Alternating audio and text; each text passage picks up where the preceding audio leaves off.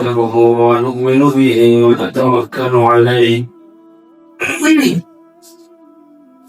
ونعوذ بالله من شرور أنفسنا ومن سيئات أعمالنا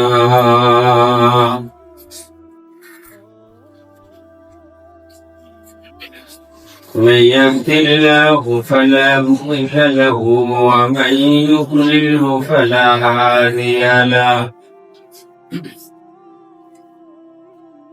وأشهد أن لا إله إلا الله وحده لا شريك له وأشهد أن سيدنا وسندنا ونبينا وشفيعنا وحبيبنا ومولانا محمدا عبده ورسوله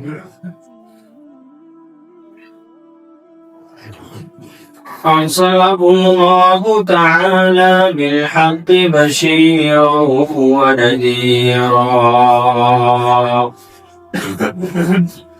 وداعيا إلى الله بإذنه وسراجا منيرا أما بعد فأعوذ بالله من الشيطان الرجيم بسم الله الرحمن الرحيم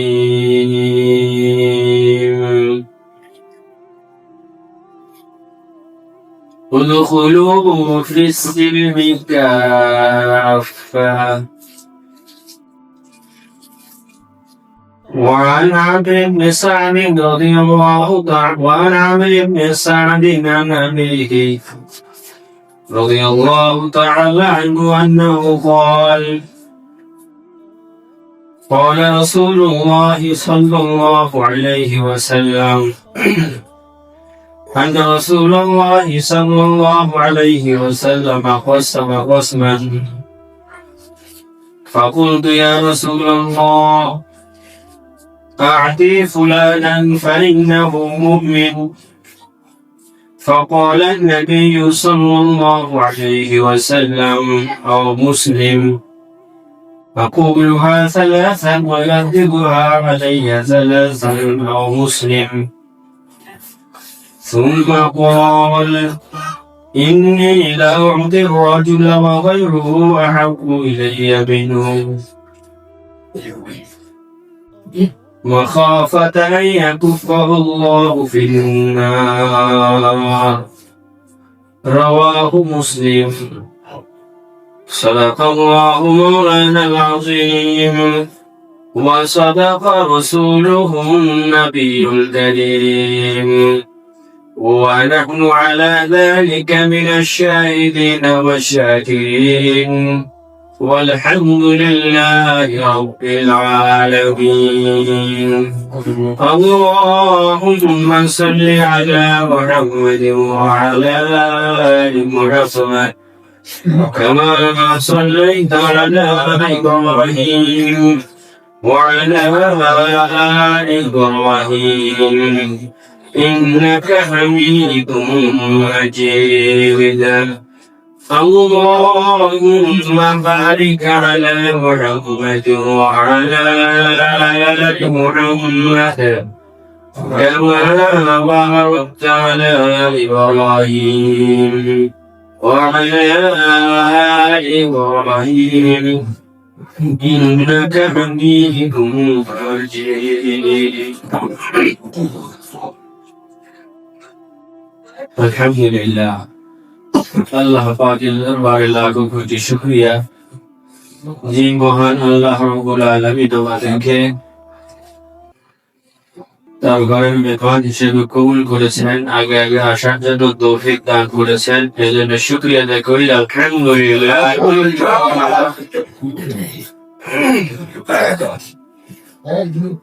আমাদের আলোচনা চলতেছিল আমাদের পরিবার চলানোর ক্ষেত্রে, আমরা পরিবার সকলে মিলে চলাবে কি কি গুণ থাকা দরকার, কেন আমাদের মধ্যে কলহ, কথা কাটাকাটি, মন মালিন্য এগুলো হয়, কেন পারিবারিক কলহ সৃষ্টি হয়, এগুলো থেকে উত্তরের উপায় কি, কি কি গুণ আমাদের অর্জন করতে হবে, এইসব বিষয় নিয়ে আমরা মোজাকারা করতেছিলাম। গত সপ্তাহে আমরা সর্বশেষ যেই ঘটনাটা আমরা সামনে আমাদের এসেছিল, মনে আছে কার ঘটনা? প্রধান বিচারপতি চিফ জাস্টিস ইমাম আবু ইউসুফ রহমাতুল্লাহ আলাইহির ঘটনা। উনি প্রধান বিচারপতি ছিলেন। প্রধান বিচারপতি থাকা অবস্থায় প্রত্যেক দিন কয়শো রাকাত নফল নামাজ পড়তেন? 200 রাকাত নফল নামাজ। ব্যস্ততা কাকে বলে? যারা ব্যস্ত তারা জানে। একটা থানার ওসিকে জিজ্ঞাসা করে দেখেন কেমন ব্যস্ত, এরপরে ডিসি। আর একজন প্রধান বিচারপতি, তার কিরকম ব্যস্ততা থাকতে পারে? তো এত ব্যস্ততা, কিন্তু সে ডেইলি নামাজ, নফল নামাজ পড়তেন 500 রাকাত, 200। এই জন্য আমি নামাজে আসতে পারি না, আগে মসজিদে আসতে পারি না, জামাতে শরীফ হইতে পারি না, নামাজের সময় পাই না, দিনই কাজের সময় পাই না, ব্যস্ততার কারণে। এটা ভুয়া কথা। কি বলে? এটা ভুয়া কথা। কারণ এটা মনের হিম্মতের বিষয়, মনের ইচ্ছার বিষয়। আমি আমার ধর্মের ব্যাপারে কতটুকু শ্রদ্ধাবোধ আমার আছে, আমি আমার ধর্মকে, আমার ইসলামকে কতটুকু আমি পছন্দ করি, এটার প্রমাণ করে। কি বলেন? যদি আমি আমার ইসলামকে পছন্দ করতাম, কোরআন হাদিসকে পছন্দ করতাম, শত ব্যস্ততাও আমাকে এগুলো থেকে বিরত রাখতে পারত না। এর প্রমাণ আমাদের বুজুর্গরা দেখা গেছে। প্রধান বিচারপতি হয়েও ফরজ ওয়াজিব তো দূরের কথা, ডেইলি 200 রাকাত করে নফল নামাজ পড়ে। আর তার যে কথাটা আমাদের এখানে শিক্ষণীয় ছিল, উনি বলেছিলেন যে আমার জীবনের ঘটে যাওয়া যে ঘটনাগুলো আমার স্মরণ আছে, আমি তো সবগুলোই থেকে তওবা করেছি। আশা করি আল্লাহর কাছে সবগুলো আল্লাহ পাক আমাকে মাফ করে দিবেন। একটা ঘটনা ছিল যে একটু আমার কাছে বেইনসাফির মতো মনে হয়েছে, একজনের দিকে বেশি দেখেছি, এইটার কারণে আমার চেহারা এরকম হয়ে যেতেছে, আমি এরকম ব্যস্ত, আমি এরকম ভাবে আমার ফিকির এরকম। আমরাও সংসার চালাই, বিশেষ করে যারা সংসারের কর্তা, যাদের মাথা হাতে, যাদের নিয়ন্ত্রণে অনেকগুলা পার্সন, অনেকগুলা লোক চলে, এদের খুব খেয়াল রাখা চাই, খুব খেয়াল রাখা চাই যে এই ধরনের কোনো কিছু হয়ে গেল কিনা। এই ঘটনা আমি এই জন্যই শোনাইছিলাম যে এমন কিছু হয়ে যায় কিনা আমাকে খুবই খেয়াল রাখতে। বিশেষ করে বাচ্চাদের তো, তাদের ব্যাপারে তাদের সামনে দাঁড়িয়ে কিছু বলে তাদের তো মন মেজাজি নষ্ট হয়ে যায় অনেক সময়। এই জন্য আল্লাহ হাবিব সাল্লাল্লাহু আলাইহি ওয়াসাল্লাম তো আমাদের জন্য শিক্ষক ছিলেন, সবকিছু শিখাই দিয়ে গেছেন যে কোন ধরনের কারো প্রতি একটু যোগ বা বেইনসাফি এরকম যেন না দেখা যায়, না হয়।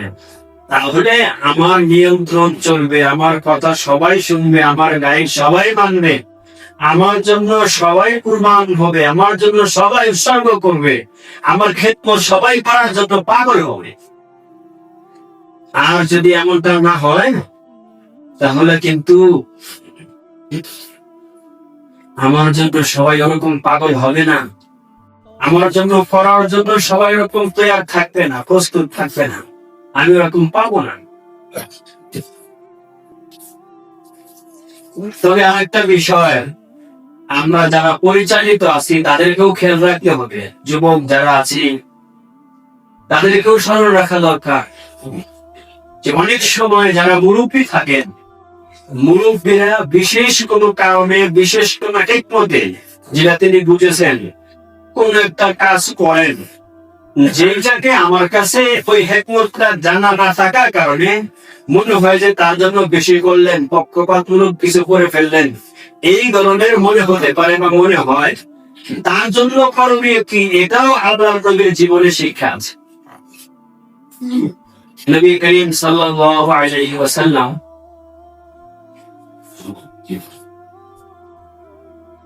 ফাতহে মক্কা বিজয়ের যেই জিহাদ অভিযান, যখন আল্লাহ রাব্বুল আলামিন মক্কার বিজয় দান করলেন, এরপর পরে আবার হুনাইনের যুদ্ধ, হুনাইনের জিহাদ শুরু হল। সেখানেও রব্বুল আলামিন মুসলমানদেরকে বিজয় দান করতেন। তো দুই জায়গায় মুসলমানদের বিজয়, এতে মুসলমানদের অনেক গনিমতের মাল অর্জিত হয়। ওই সময় তো ধন সম্পদ ছিল, উট বকরি এইসব কিছু, জানো, বিভিন্ন প্রাণী। তো এইগুলো তখনকার জামানায় মাল ছিল, যার যত বেশি উট হইতো সে তত বেশি বড় লোক ওই সময়। তো নবী করিম সাল্লাল্লাহু আলাইহি ওয়াসাল্লাম যত গনিমতের মাল এই দুই যুদ্ধে, এই দুই জিহাদে অর্জন হয়েছিল, এইগুলোকে তাকসিম করে বন্টন করে দিলেন মক্কার আশেপাশ থেকে যারা নতুন মুসলমান হয়েছে মাত্র, বা যারা পুরোপুরি এখনো ইসলাম গ্রহণ করে নাই, ইসলামের দিকে ঢুকেছে, মাইল হয়েছে, এদেরকে দিয়ে দিছে। কেন বলে, যারা নতুন মুসলমান হয়েছে তাদের অন্তরে যেন ইসলামটা দৃঢ় হয়ে যায়, পুক্তা হয়ে যায়, এই জন্য। আর যারা হচ্ছে হবে অবস্থা, তারাও যেন ইসলামে প্রবেশ করে, ইসলাম ধর্ম গ্রহণ করে। এই ছিল হিকমত। আমি বলতেছি যে সংসার যারা পরিচালনা করেন, যারা কর্তা হন, যারা মুরব্বী হন, তারা অনেক সময় অনেক হিকমতের খাতিরে কিছু করে, কিন্তু আমরা যারা অল্প বয়সী যুবক আছি এদের খেয়াল রাখতে হবে। হুট করে আমাকে ফয়সালা করা যাবে না যে না আমার বাবা তো তার প্রতি তাকে দেখে, তাকে বেশি করছে, এবার অসুস্থ হয়েছে সে দেখো, এবার হাসপাতালে এসে নিয়ে যাক, এটা মনোভাব কোনোদিনও তৈরি করা যাবে না, এমন মনোভাবে হওয়া যাবে না। আমি এই কথাটা বোঝানোর জন্যই ঘটনাটা আছে। তো যখন এটা হইল, হওয়ার পরে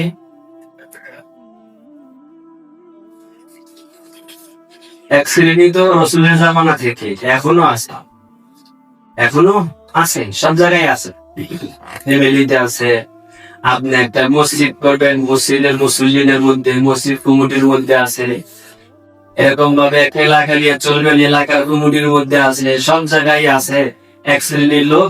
তারা সুযোগ খুঁজতে থাকে কিভাবে হইচই লাগানো যায়, কিভাবে ফিতনা লাগানো যায়, কিভাবে ঝগড়া লাগানো যায়।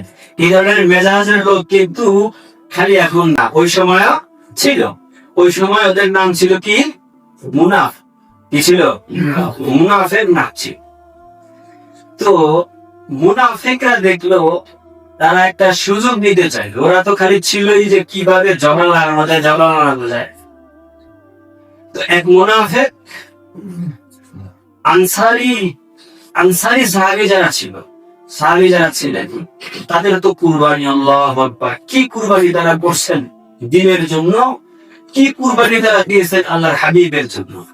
এই জন্যই তো আল্লাহর হাবিব বলে দিয়ে গেছেন যে আনসারীদের প্রতি যাদের সামান্যতম বুকস বা বিদ্বেষ থাকবে তারা মুমিন না। আনসারীদের মুহাব্বত এটা ঈমানের অংশ,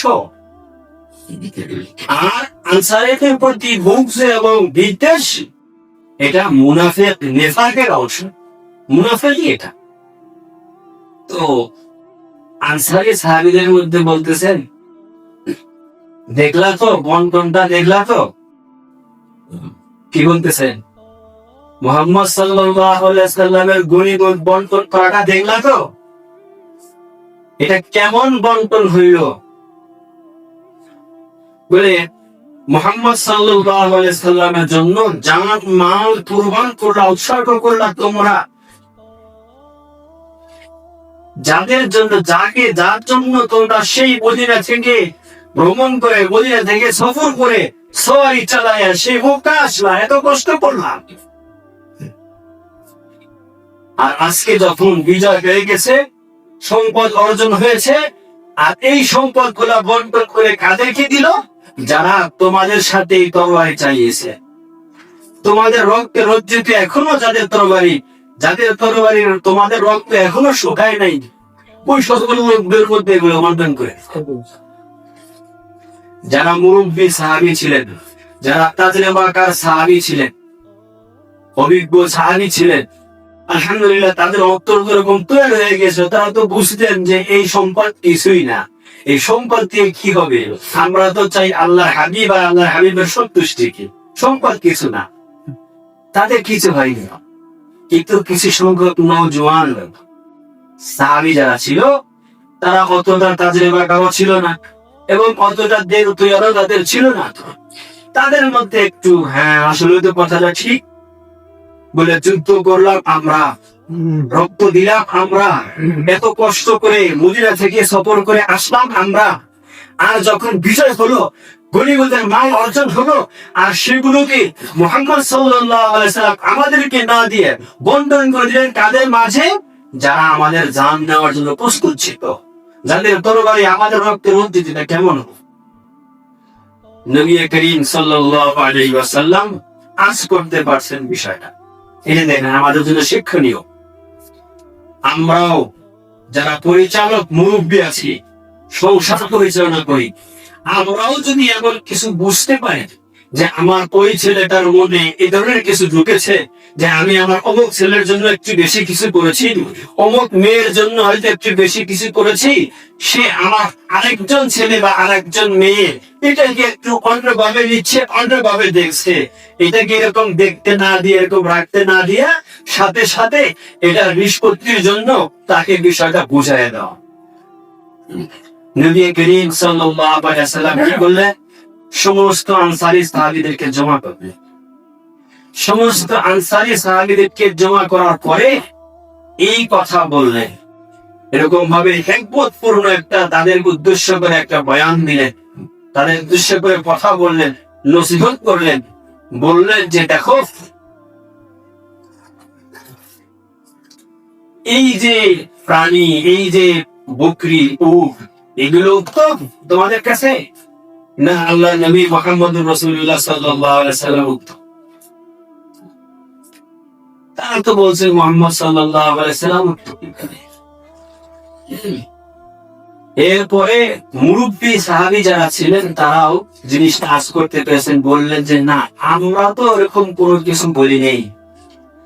যারা দুই একজন হয়তো যারা একটু এখন পর্যন্ত বোঝে নাই, তাদের দিলের অবস্থা এখন এমন হয় নাই, তারা হয়তো দুই একজনের কিছু বলছে, আমরা তো কিছু বলি নাই। তখন হুজুর সাল্লাল্লাহু আলাইহি ওয়াসাল্লাম যে কথা বলছেন, বলে দেখো, আমি একটা হিকমতকে সামনে রেখে এই বন্টনটা করেছি। তোমরা কি এটা পছন্দ করো না যে এই সকল লোকগুলো এই বকরি, উট এগুলো নিয়ে ঘরে ফিরবে, আর তোমরা মুহাম্মদুর রাসূলুল্লাহ সাল্লাল্লাহু আলাইহি ওয়াসাল্লামকে নিয়ে ঘরে ফিরবে? দেখো, আমি তো তোমাদেরকে এমন মহব্বত করি বলে দুনিয়ার মানুষ যদি এক পথ চলে, এক রাস্তা চলে, আর আনসারী যারা তারা যদি আর এক রাস্তায় চলে, তাহলে আমি কি করব? যে আনসারীরা যে রাস্তায় চলবে আমি সেই রাস্তায় চলব। আনসারীদেরকে আল্লাহ হাবিব এত মহব্বত করতে, এমন বলে দেখো, আমি এদেরকে দিয়েছি এই হিকমতটা বলে দিলেন যে এদের অন্তরে যেন ইসলামটা পোক্তা হয়ে যায়, মজবুত হয়ে যায়, এবং যারা ইসলামের দিকে মায়ের হয়েছে তারাও যেন মুসলমান হয়ে যায়। এই জন্য আমি এদেরকে দিয়েছি। তোমরা এটা মনে করো না যে তোমাদেরকে মহব্বত করি না, এটা মনে করে না তোমরা, এই জন্য তোমাদেরকে দেই নেই না। বলে আমি তো তোমাদেরকে এমন মহব্বত করি, পুরো দুনিয়ার মানুষ যদি একদিক চলে আর তোমরা যদি একদিক চলো, আমি তোমাদের সাথেই চলো। এই যে জিনিসটা ভেঙে দিই, যে কেন এটা করছেন, একটু মনের ভিতরে আসছে জিনিসটাকে ভেঙে গেছে। মুসলিম শরীফ কিতাব ইমানের মধ্যে একটা ঘটনা আসছে, হযরতে সাদ ইবনে আবি ওয়াক্কাস রাদিয়াল্লাহু তাআলা বর্ণনা করেন। তো এইটা দিয়ে ঘটনা যায়, কিছু মাল বন্টন হয়েছে, সবাইকে দিয়েছেন। উনি এক লোকের কথা বলছেন যে উনি তো মুমিন, ওনাকে দেন।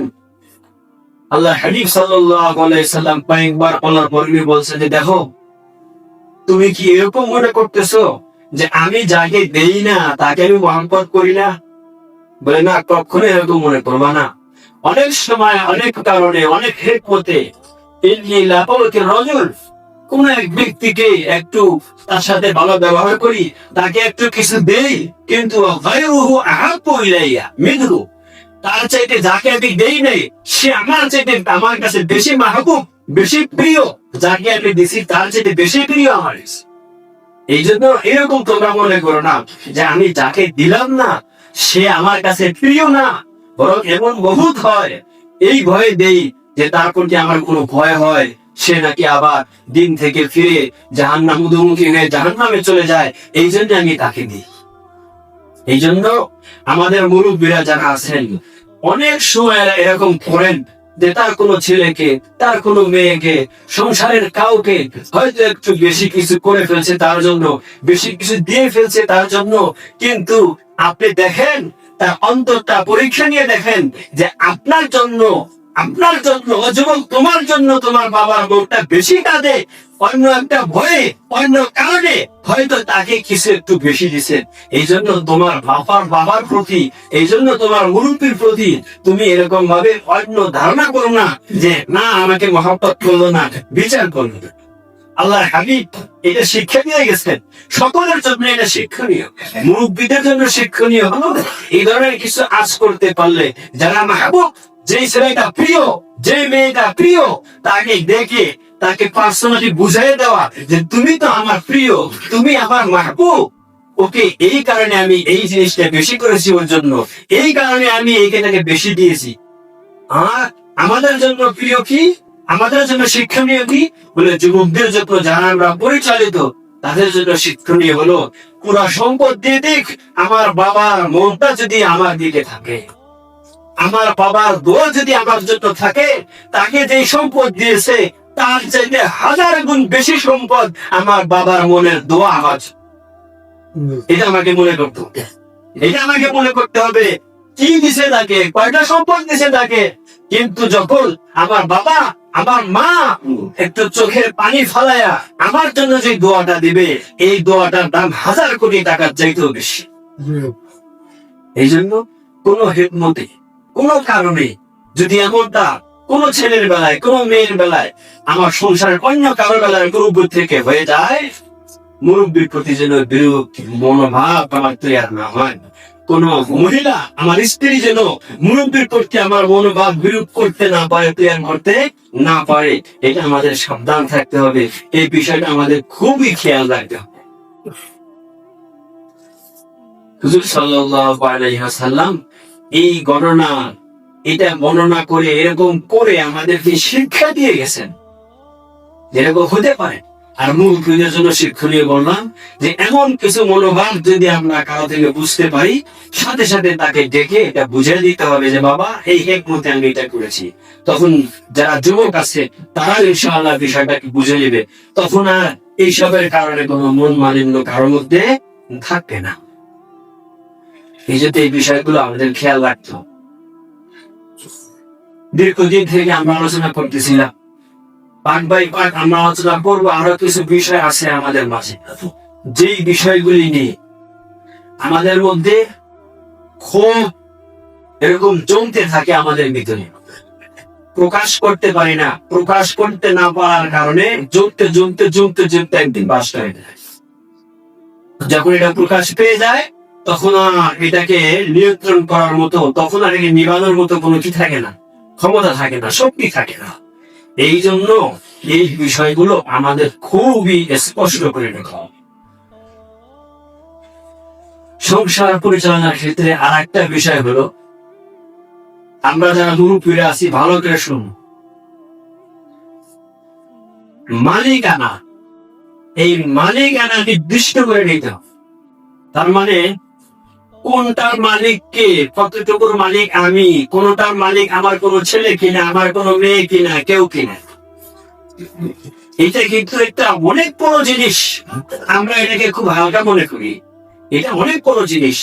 দেখেন, চুরি করা, ডাকাতি করা, এই সব কিছু করা যে না যায়, হারাম, এইগুলা ঠিক না। কেন? বলে শরীয়তের একটা মূল নীতি আছে, সেটা হলো যে একজনের মাল অন্যজনের জন্য লা ইয়াহিল্লু মালুন মুসলিমিন ইল্লা বিতিবি নাফসি, যে অন্য ভাইয়ের মাল, অন্য কারোর সম্পদ একজনের সম্পদ আরেকজনের জন্য মোটেও বৈধ না, মোটেও হালাল না, তার মনের সন্তুষ্টি ছাড়া, তার দিলের সন্তুষ্টি ছাড়া। চাই আপনার ভাইয়ের সম্পদ হোক সেটা, কিন্তু কি লাগবে? তার সন্তুষ্টিটা আপনাকে গ্রহণ করতে হবে। এই জন্য মাসালা কি? মাসালা হলো যে কেউ যদি দুনিয়া থেকে চলে যায়, দ্রুত তার ওয়ারিস, তার যে সম্পদ আছে, ওয়ারিসদের মাঝে সেটা বন্টন করে ফেলে, খুবই দ্রুত। কারণ দুনিয়া থেকে যে চলে গেছে, এখন এই সম্পদটার মালিক যারা তার মতো শেষ হয়ে গেছে।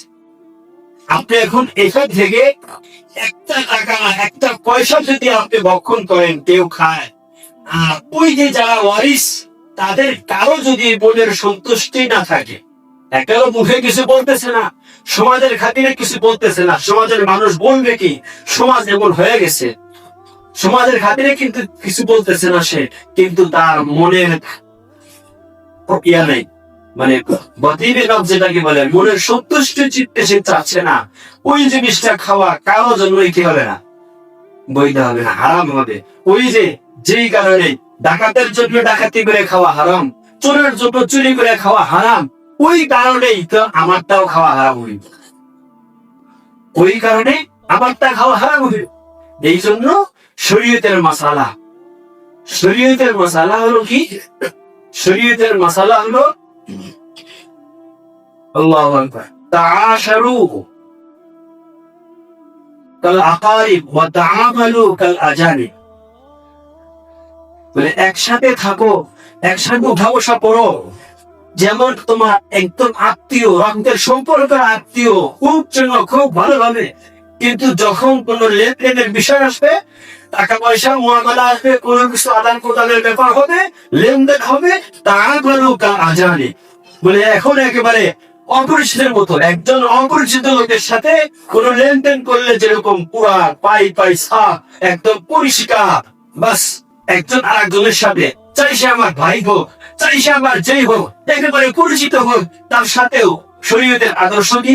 শরীয়ত কি বলে? ওয়া তাআমালু কাল আজানিব, তুমি লেনদেন করো আজানিবের মতো। আজানিব মানে তুমি তাকে দেখোই নাই কোনোদিন, চেনোই নাই কোনোদিন, এরকম ভাবে যেরকম তুমি সব কিছু পরিষ্কার করে, সব কিছু টুকিটাকি সব পরিষ্কার স্পষ্ট ভাবে লেনদেন করতা, ওইরকম স্পষ্ট লেনদেন করতা।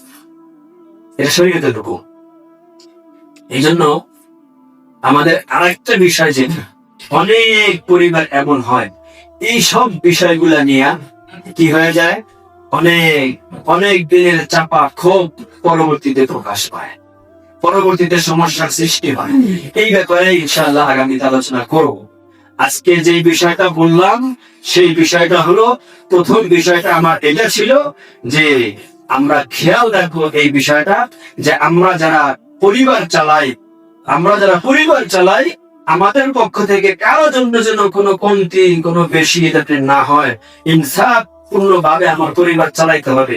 দ্বিতীয় কথা বলেছিলাম যে মুরব্বী যারা হয়ে থাকেন, তারা তো তাদের এলাকার অনেক অভিজ্ঞতা, অনেক অভিজ্ঞ, যে যেই লাইনের মুরব্বী হোক, আমার একদিন আগে যে জন্ম হয়েছে, আমার চেয়ে অনেক কিছু সে বোঝে, অনেক কিছু সে বেশি বোঝে, এটা আমাকে মনে করতে হবে। সে অনেক অনেক কিছুই তার জেনে থাকতে পারে। এর জন্য যদি আমার কোনো ভাইয়ের জন্য একটা কিছু পড়ে, তাহলে সাথে সাথে আমার বাবার প্রতি, আমার মুরব্বীর প্রতি বিরূপ মনোভাব পোষণ করা যাবে না। আর মুরব্বীদের জন্য এরকম কোন সংসারের কারো পক্ষ থেকে যদি এরকম আঁচ করতে পারি যে মনের ভিতরে একটা কিছু নিয়ে আছে, এরকম নিয়ে থাকতে দেওয়া যাবে না। আমাকে পার্সোনালি থেকে তাকে জিনিসটা বুঝাই দিতে হবে যে না, আমি তো তোমাকেই মহব্বত করি, এই কারণে এই জন্য এই জিনিসটা করছে, হয়তো এই জন্য তুমি মন খারাপ করেছো। তাকে বুঝাই দেওয়া আছে, সাথে সাথে আমাকে বুঝাই দিত। আর সর্বশেষ যে কথাটা বলছি, যে আমরা এটার ফিকির করি যে আমার সংসারের কোন জিনিসটার মালিক কে, এটা ভিন্ন ভিন্ন থাকা চাই, যে এটার মালিক সে, এটার মালিক সে, এটার মালিক সে, এটা আবার ভিন্ন ভিন্ন থাকতে হবে। এবং এই কারণেই শরীয়তের নির্দেশ যে কেউ মারা গেলে খুব দ্রুত তাদের ওয়ারিসদের মাঝে কি করতে হবে, মিরাজ বন্টন করতে হবে, খুব দ্রুত। আমরা তো সালিশি করি, আমরা তো দরবার করি যে কে কয় টাকা দিবা, কে করা যায়, কি করা যায়, এর কোন সম্পদটা আছে, কিটা কোনটা বিক্রি করে এরকম ভাবে মানুষকে খাওয়ানো যায় 40 দিনের দিন বা যে কোনো দিনের দিন, এগুলা নিয়ে আমরা খুব ফিকির করি। আর এগুলা ফিকির করার মানুষের দেখবেন অভাব নেই। কিন্তু না, আপনি পারলে এই ফিকির করেন যে মারা যাওয়ার সাথে সাথে এই সম্পদের মালিক কারা হয়ে গেছে, তার ওয়ারিসরা হয়ে গেছে। একটা পাইল ওয়ারিসের অনুমতি ছাড়া আপনি ভাঙবেন, আপনি ফেলে দিবেন, হারাম। কোন কারণে হারাম? ডাকাত ডাকাতি করে খাইলে যে হারাম, চুরি চোর চুরি করে খাইলে যে হারাম। যেই কারণে হারাম, কারণ মানুষের মনে একটু থাকে না, মন সন্তুষ্টিত হয় না, এটাও মন সন্তুষ্টিত হয় না, এটাও ওই ধরনের হারাম হয়ে যাবে। এই জন্য আমরা এই ফিকির গুলা করবো, আমার সংসারের পুরো এরকম ভাবে আমি সম্পূর্ণ নির্ধারণ করে দিব যে এটার মালিক আমি, এটার মালিক আমার স্ত্রী, এটার মালিক আমার মেয়ে, এটার মালিক আমার ছেলে, এটার মালিক এই, এরকম আলাদা আলাদা করে দিব ইনশাআল্লাহ। আশা করা যায় ইনশাআল্লাহ এই জিনিসগুলো যদি আমরা মানতে পারি, তাহলে ইনশাআল্লাহ ইসলাম মোতাবেক যে জিনিসটাকে চালাবো ওইটাই সুন্দর চলবে। সমাজ ইসলাম মোতাবেক চললে সমাজ সুন্দর হবে, পরিবার ইসলাম মোতাবেক চললে পরিবার সুন্দর হবে, মসজিদ ইসলাম মোতাবেক চললে মসজিদ সুন্দর হবে, দেশ ইসলাম মোতাবেক চললে দেশ সুন্দর চলবে, পুরা পৃথিবী ইসলাম মোতাবেক চললে পুরা পৃথিবী সুন্দর চলবে। ইনশাআল্লাহ পুরা পৃথিবী ইসলাম মোতাবেক চলবে, পুরা পৃথিবী সুন্দর চলবে। এটা পৃথিবীর মানুষ দেখবে। কখন দেখবে? ইমাম মাহদীর পরে যখন হযরত ঈসা আলাইহিস সালাম আসবে, তখন পুরা পৃথিবীতে ইসলাম মোতাবেক চলবে, কোরআন হাদিস মোতাবেক চলবে, পুরা পৃথিবীতে শান্তি বিরাজ করতে থাকবে।